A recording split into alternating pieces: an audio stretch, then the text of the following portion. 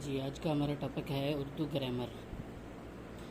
Grammar English ہو یا اردو ہو یا Arabic ہو، تینوں گرامروں میں جو بنیادی چیز ہوتی ہے وہ جو آپ اس صفحے پہ دیکھ رہے ہیں، فعل، فاعل، مفعول، ظرف زمان، ظرف مکان، یعنی یہ بنیادی چیزیں تو ہر سنٹینس میں، ہر جملے میں، ہر فقرے میں آتی ہی ہیں۔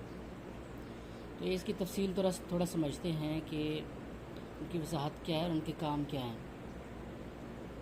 جب بھی اس دنیا میں کوئی بھی فعل واقع ہوتا ہے، کوئی بھی ایکشن ہوتا ہے، کوئی بھی عمل ہوتا ہے، تو وہ کیا کہلاتا ہے؟ فعل۔ اس ایکشن کا کوئی کرنے والا بھی ضرور ہی ہوتا ہے، ایسا نہیں ہوتا کہ یہ ایکشن خود بخود ہو گیا۔ تو اس فعل کا، اس عمل کا جو کرنے والا ہوتا ہے وہ فاعل ہی کہلاتا ہے۔ فاعل کام کرنے والا، جو ایکشن کرتا ہے، جو عمل کرتا ہے، اور فعل وہ ایکشن ہی ہوتا ہے۔ اس کو آپ عمل بھی کہہ سکتے ہیں، ایکشن۔ اور فاعل کام کرنے والا، جو اس فعل کو، جس سے وہ فعل سرزد ہوتا ہے۔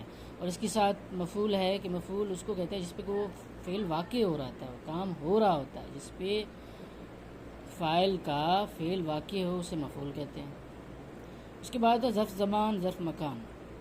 یہ چیزیں بہت کم پڑھنے کو ملتی ہیں لیکن بالکل آسان ہیں، ظرف زمان اور ظرف مکان۔ جس وقت اور زمانے میں وہ فعل واقع ہوتا ہے، جس وقت یا زمانہ میں یہ فعل واقع ہوتا ہے، اس وقت کو ظرف زمان کہتے ہیں گرامر کی روح سے۔ اسی طرح ظرف مکان بالکل آسان ہے۔ یہ ایکشن، فعل، امر جس جگہ واقع ہوتا ہے، جس جگہ پر واقع ہوتا ہے تو ظرف مکان کہتے ہیں۔ مکان کا معنی جگہ ہی آتا ہے۔ اب اس کی وضاحت کرتے ہیں۔ پہلے تو وہ تین بنیادی چیزیں سمجھ لیتے ہیں، فعل، فاعل، مفعول، ایک ہی جملے میں، جیسا کہ میں آپ کو جملہ بنا کے دے رہا ہوں۔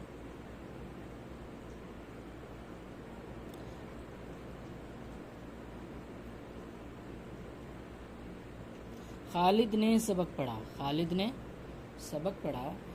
اب اس میں دیکھ سکتے ہیں سبق پڑھنے والا جو ہے وہ ہے خالد، یعنی سبق پڑھنے کا جو کام سر انجام دے رہا ہے وہ خالد ہے، تو خالد ہو گیا فاعل۔ اور جس پہ یہ کام ہو رہا ہے، پڑھنے کا کام ہو رہا ہے، وہ ہے سبق، سبق ہوا مفعول۔ اور پڑھنا یعنی پڑھا، فعل۔ بالکل بنیادی چیزیں، خالد فاعل، سبق مفعول، سبق کو پڑھا جا رہا ہے، اور پڑھنا جو یہ ایکشن ہے، یہ کام ہے، یہ جو فعل ہے، پڑھنا، پڑھا ہے، تو اس لیے اس کو فعل بولتے ہیں۔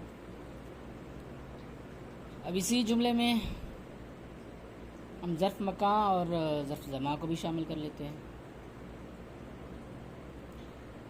خالد نے دن کو، خالد نے دن کو سکول میں سبق پڑھا۔ اب یہ تین چیزیں تو ہو گئی ہیں۔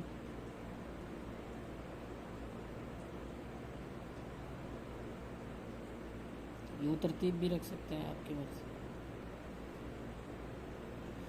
اب جو اس میں دیکھیے جس کا تعلق وقت سے ہے وہ ہے دن، زمانے سے ہے، ٹائم سے ہے، تو دن ہو گیا ظرف زمان۔